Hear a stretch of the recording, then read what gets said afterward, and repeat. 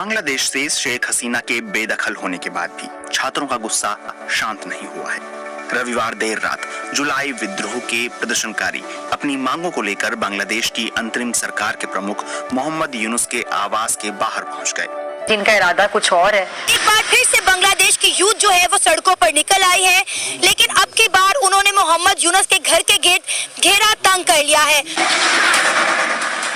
बांग्लादेश की राजधानी ढाका में फिर से बवाल मचा हुआ है। टेक्सटाइल इंडस्ट्री के हजारों कर्मचारी सड़कों पर उतर आए हैं, फैक्ट्रियों को आग के हवाले कर रहे हैं और पुलिस से भिड़ंत हो रही।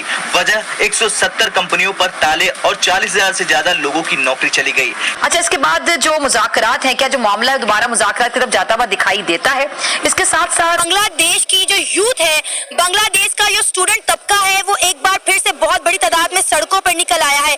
लेकिन एक दफा जब वो 5 अगस्त को निकले तो उनका एजेंडा ये था कि उन्होंने शेख हसीना वाजिद का तख्ता पलटना था। लेकिन अब वही यूथ, वही स्टूडेंट तबका एक बार फिर से बाहर निकल आया है। मोहम्मद यूनुस के घर के बाहर जो है धरने दे रहे हैं, प्रोटेस्ट कर रहे हैं। उनकी डिमांड ये है कि जिन स्टूडेंट ने शेख हसीना वाजिद का तख्ता पलटा, जो लोग मारे गए और जो लोग जो है वो शदीद किस्म के जख्मी हो गए, उनका इलाज नहीं करवाया जा रहा। जय हिंद दोस्तों, एक बार फिर से स्वागत है आपका हमारे YouTube चैनल संघी के रिएक्शन में। दोस्तों, बांग्लादेश के सबसे बड़े कपड़ा औद्योगिक पार्क बेक्सिमको पर काफी प्रभाव पड़ा, क्योंकि लगभग 170 शीर्ष कपड़ा कारखानों को, जिनमें 23 बेक्सिमको के स्वामित्व में हैं, गंभीर नकदी संकट और कच्चे माल के आयात के लिए ऋण पत्र प्राप्त करने में कठिनाइयों के कारण बंद करने के लिए मजबूर होना पड़ा है। बांग्लादेश में हाल ही में हुए राजनीतिक परिवर्तनों के कारण यह संकट और भी बढ़ गया है, जिसके परिणाम स्वरूप लगभग 40,000 नौकरियां चली गई हैं और अब श्रमिकों को वेतन न मिलने के कारण विरोध प्रदर्शन का सामना करना पड़ रहा है। बढ़ती स्थिति के जवाब में बांग्लादेशी सरकार ने हस्तक्षेप किया है और उद्योग को स्थिर करने तथा श्रमिकों को उनके काम पर लौटने के लिए प्रोत्साहित करने के उद्देश्य से एक आपातकालीन ऋण पैकेज की पेशकश की है। Bangladesh is burning again. जी बिल्कुल, ये खबर ठीक है। 40,000 के करीब बांग्लादेशी टेक्सटाइल वर्कर जी रोड्स पर आ चुके हैं। बेक्सिमको की 170 कंपनीज बंद हो चुकी है। 32 को हुकूमत ने नीलाम कर दिया और बाकियों को ताला लगा दिया। ये चीज इतनी अग्रेसिव हो चुकी है कि इन वर्कर्स ने साथ वाली फैक्ट्रीज के इर्द गिर्द जो ढाका के आसपास है उनको जलाना शुरू कर दिया है। और ये इतना बड़ा मैसिव प्रोटेस्ट इसमें बांग्लादेश के अंदर हो रहा है कि पुलिस जो है आवाम के ऊपर शेलिंग कर रही है, वाटर कैनन का यूज हो रहा है, टेयर गैस का यूज हो रहा है, ग्रेनेड का इस्तेमाल किया जा रहा है, लेकिन आवाम आपे से बाहर है। मोहम्मद यूनुस की जो सरकार है वो बांग्लादेश के लोगों को कंट्रोल नहीं कर पा रही है। इस बात को हम इस तरह से डिस्कस करेंगे कि बांग्लादेश के अंदर जब जब प्रोटेस्ट होता है इसका इंडिया पे क्या इम्पैक्ट पड़ता है, क्योंकि अब एंट्री हो चुके इस सारे मामले में पाकिस्तान ने ये ऑफिशियली बोल दिया है कि हम बांग्लादेश को सपोर्ट करेंगे और इंडिया क्या बांग्लादेश को सपोर्ट करे, क्योंकि ऑलरेडी 120 करोड़ का बजट दे चुके हैं। तो दोनों कंट्रीज पे इन प्रोटेस्ट के क्या जो है इम्पैक्ट पड़ने वाले इंडिया और पाकिस्तान पे, अवाम की तरफ चलते हैं और जानते हैं उनकी राय। मैडम, जिस तरह इकोनॉमिक स्टेबिलिटी है ना, वो पॉलिटिकल स्टेबिलिटी के साथ डायरेक्टली लिंक्ड होती है। ठीक है। तो जो पॉलिटिकल टर्माइल वहाँ पे आया है, हाँ, तो उसके कुछ रिपरकशंस हैं। हाँ। और दूसरा जो बेक्सिमको की बात करें तो वो एक प्राइवेट ऑन कंपनी थी, लेकिन बहुत बड़ा मेगा यूनिट था। तो वो बस उनका फाइनेंशियल क्रंच चल रहा है, वो अपने वर्कर्स को सैलरीज नहीं पे कर पा रहे और पर्टिकुलरली जो उन्होंने लोन लिया था स्टेट से वो उनको रीपे नहीं ना करने की वजह से सारे मसले मसाइल बने हैं। हाँ। लेकिन जो आपका स्टांस है, मैं मादरत उसको निगेट करूंगा। बांग्लादेश की स्टेट पॉलिसी थी जब 1971 में वो इंडिपेंडेंस उन्होंने ली, तो जूट उनका था ना मेजर एक्सपोर्ट था। ठीक हो गया। तो उन्होंने with the passage of time realise किया कि कमिंग डेज में या कमिंग ईयर्स में जूट की इंपॉर्टेंस उतनी नहीं रहेगी, तो उन्होंने पैरेलल जो है ना वो अपनी गवर्नमेंट इंडस्ट्री जो है वो ग्रो किया। ठीक हो गया। और इसमें बहुत वो इनोवेशन लेके आए। उन्होंने अपनी वुमेन एम्पावरमेंट की, वोकेशनल ट्रेनिंग की, स्किल डेवलपमेंट की। तो वो सारी चीजों को हम निगेट तो नहीं ना कर सकते। और डॉक्टर यूनुस की बात करते चले तो वो बंगला के ही नहीं, पूरी दुनिया में इकोनॉमिक्स में तो उनको बड़ी एक इज्जत और एहतराम से देखा जाता है। उनकी माइक्रो इकोनॉमिक जो पॉलिसीज थी, उन्होंने मिलियंस ऑफ विमेन को पॉवर्टी से निकाल के वो प्रॉस्पेरिटी में लाए। तो नोबेल प्राइज भी मिला हुआ है जी डॉक्टर यूनिस को, लेकिन उसके बावजूद भी बांग्लादेश के जो क्राइसिस हैं वो बढ़ते चले जा रहे हैं। इसमें इंडिया पे क्या इफेक्ट पड़ेगा और पाकिस्तान पे क्या पड़ेगा, ये भी हमें डिस्कस करना बहुत ज्यादा जरूरी है।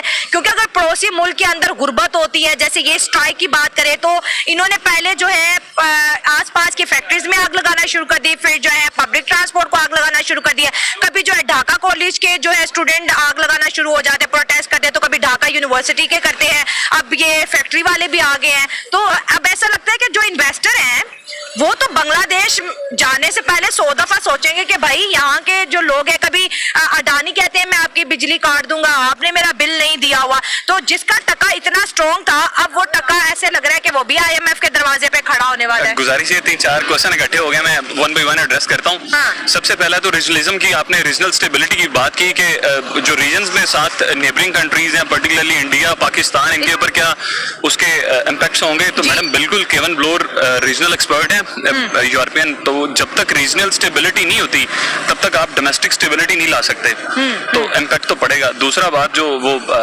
कर रही हैं कि वो FDI नहीं अट्रैक्ट कर सकेंगे या पर्टिकुलरली इन्वेस्टर्स जो हैं वो नहीं अट्रैक्ट कर सकें, तो ये तो ऐसा मेरा नहीं ख्याल कुछ भी है, क्योंकि बंगला का जो है ना ease of doing business index में उनकी रैंकिंग है वो आज भी काफी ऊपर खड़ी है। ठीक है, हाँ। उनकी पॉलिसीज जो है, स्टेट पॉलिसीज इस चीज को सपोर्ट करती हैं, और वो बल्कि आने वाले जितने उनके इन्वेस्टर्स हैं ना उनको बड़ा स्टेट खुद फैसिलिटेट करती है, और इसकी वजह से यही वजह है कि हम उतनी इन्वेस्टमेंट अट्रैक्ट नहीं कर पाते एनुअली जितनी बांग्लादेश जो है वो पाकिस्तान का सच्चा दोस्त है या इंडिया का?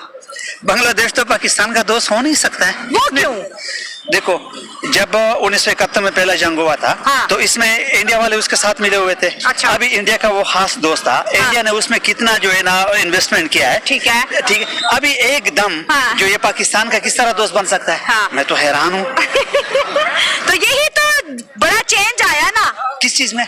यही कि आपने कहा कि बांग्लादेश तो पाकिस्तान का दोस्त नहीं था, वो बांग्लादेश पाकिस्तान का दोस्त अच्छा, है। ठीक है। अभी मैं आपको बात बताऊं। हाँ। ये सारे मुल्क के जो वजीर आजम है, हाँ। वो जो किसी और मुल्क के साथ बात करते हैं तो सफारती तौर पे वो करता हाँ। है, और उसका डॉक्टर यूनुस जो है वो प्रेस कॉन्फ्रेंस में बात करता है, तो प्रेस कॉन्फ्रेंस में बात करना और जो है ना ये चैनल से फॉरेन मिनिस्ट्री बात नहीं कर रही, तो इसमें वो अभी अगर डॉक्टर यूनुस के साथ हम दोस्ती बनाए तो क्या ये दोस्ती पक्का होगा? जो एक बंदा सफारती तौर पर किसी के साथ बात नहीं कर सकता है, हाँ। और प्रेस कॉन्फ्रेंस में बात कर सकता है, फिर कल भी ये भी बोलेगा कि पाकिस्तान तो मेरा दोस्त नहीं है क्योंकि हमने तो प्रेस कॉन्फ्रेंस के जरिए वो किया है। नहीं तो अभी जब बांग्लादेश के लोग पाकिस्तान आ रहे हैं तो इस पे भी तो लोग बात कर रहे हैं कि भाई वाह क्या बात होगी 1971-72 के बाद ऐसा कुछ दिख रहा है। और दूसरी तरफ से इंडिया को भी बहुत परेशानी हो रही है कि बांग्लादेश पाकिस्तान से क्यों इतनी दोस्तियां कर रहे हैं। देखो, मैं आपको एक बात बताऊं, अभी बांग्लादेश के जो लोग हैं वो तो मुसलमान के आते हमारे साथ इसका साथ मोहब्बत है, वो तो इसमें तो कोई शक नहीं है। ठीक है, बांग्लादेश में एंटी इंडियन नैरेटिव बिल्ड हो चुका है हसीना के जाने के बाद, ये पूरी दुनिया को पता है। लेकिन अभी इंडिया का 2 दिन पहले बजट हुआ है,